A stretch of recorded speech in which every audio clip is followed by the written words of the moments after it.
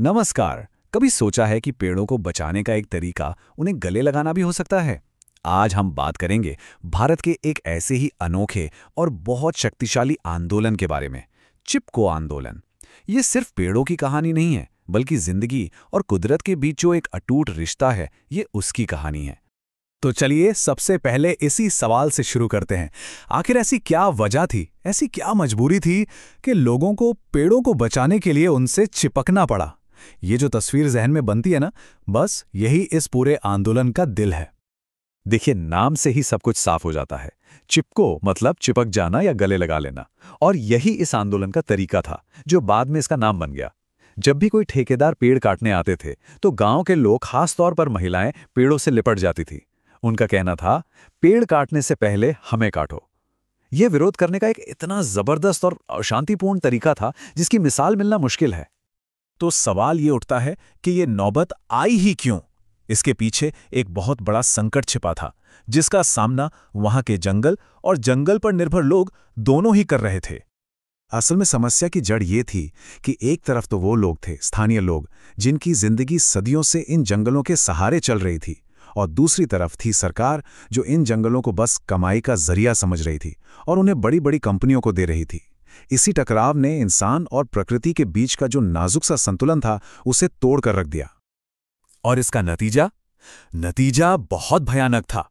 पहाड़ों से मिट्टी खिसकने लगी, अचानक बाढ़ आने लगी, पानी के जो सोते थे वो सूखने लगे। और इतना ही नहीं, जिन जंगलों से लोगों को घर का चूल्हा जलाने के लिए लकड़ी और जानवरों के लिए चारा मिलता था, वो भी उनसे दूर होता जा रहा था। मतलब ये सिर्फ पर्यावरण का संकट नहीं था, ये तो सीधे सीधे जीने का संकट था।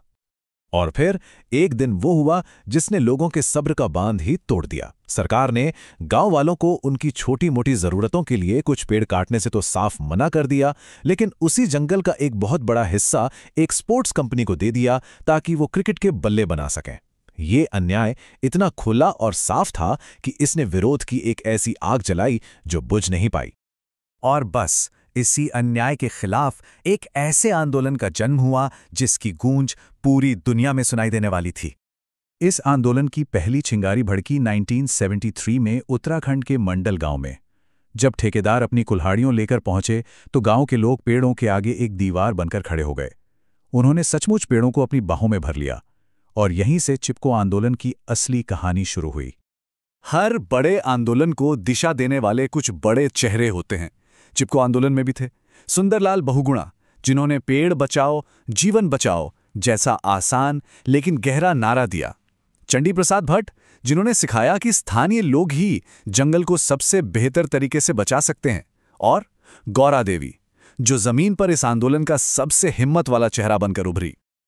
और हां, ये बात समझनी बहुत जरूरी है कि चिपको आंदोलन की असली ताकत, उसकी रीढ़ की हड्डी महिलाएं थी। क्यों? क्योंकि जंगल से पानी लाना, चारा लाना, लकड़ी लाना, ये सब उन्हीं की जिम्मेदारी थी। तो जब जंगल कट रहे थे, तो सबसे ज्यादा मुश्किलें उन्हीं की जिंदगी में आ रही थी। इसलिए इस लड़ाई की कमान भी उन्होंने ही अपने हाथों में ले ली। इस आंदोलन के सफर को देखिए।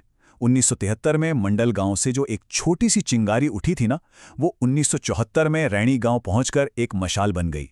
सोचकर देखिए, गांव के सभी मर्द काम से बाहर गए हुए थे, और तभी ठेकेदार आ पहुंचे। तब गौरा देवी 27 महिलाओं को लेकर जंगल पहुंच गईं।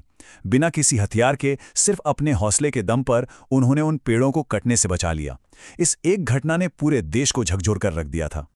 ये सिर्फ एक नारा नहीं, ये इस पूरे आंदोलन का फलसफा है, उसकी आत्मा है। कितनी खूबसूरती से ये बताता है कि जंगल हमें सिर्फ लकड़ी या फल नहीं देते।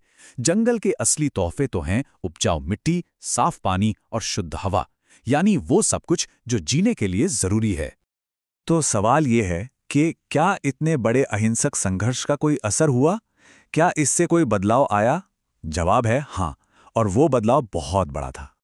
ये नंबर देखिए, 15। ये बस एक गिनती नहीं है, ये चिपको आंदोलन की सबसे बड़ी जीत की निशानी है। जी हाँ, 1980 में इस आंदोलन के जबरदस्त दबाव के चलते तत्कालीन प्रधानमंत्री इंदिरा गांधी को हिमालय के जंगलों में हरे पेड़ काटने पर पूरे 15 साल का बैन लगाना पड़ा। जमीन से उठे एक आंदोलन के लिए ये एक ऐतिहासिक जीत थी। पर बात सिर्फ इस बैन पर खत्म नहीं हुई। चिपको की आग तो पूरे देश में फैल चुकी थी। इसी से प्रेरणा लेकर दक्षिण भारत में अप्पिको आंदोलन शुरू हुआ। सरकार को जंगल बचाने के लिए नई नीतियां बनानी पड़ी और दुनिया ने यह माना कि आम लोग और खासकर महिलाएं अपने पर्यावरण की सबसे अच्छी रक्षा कर सकती हैं। तो आज इतने सालों बाद चिपको आंदोलन हमारे लिए क्या मायने रखता है? उसकी विरासत क्या है? चिपको की विरासत बहुत गहरी है। इसे दुनिया का पहला बड़ा अहिंसक पर्यावरण आंदोलन माना जाता है। ये भारत में इको फेमिनिज्म की एक मजबूत मिसाल है, यानी ये सोच कि प्रकृति और महिलाओं का शोषण कहीं न कहीं एक दूसरे से जुड़ा हुआ है। और सबसे अहम बात, इसने ये सिखाया कि पर्यावरण की लड़ाई सामाजिक और आर्थिक न्याय की लड़ाई से अलग नहीं है। आखिर में बस ये याद रखना जरूरी है कि चिपको सिर्फ पेड़ बचाने का आंदोलन नहीं था। ये इंसान और कुदरत के बीच उस गहरे रिश्ते को बचाने का आंदोलन था। ये जिंदगी के संतुलन को बचाने की एक जबरदस्त कोशिश थी। और ये हमें आज के लिए एक बहुत ज़रूरी सवाल के साथ छोड़ जाता है। आज जब हम सब क्लाइमेट चेंज जैसी बड़ी चुनौतियों का सामना कर रहे हैं, तब चिपको का वो शांतिपूर्ण विरोध और प्रकृति से जुड़ाव का वो गहरा संदेश हमें क्या रास्ता दिखा सकता है? इस पर सोचेगा ज़रूर।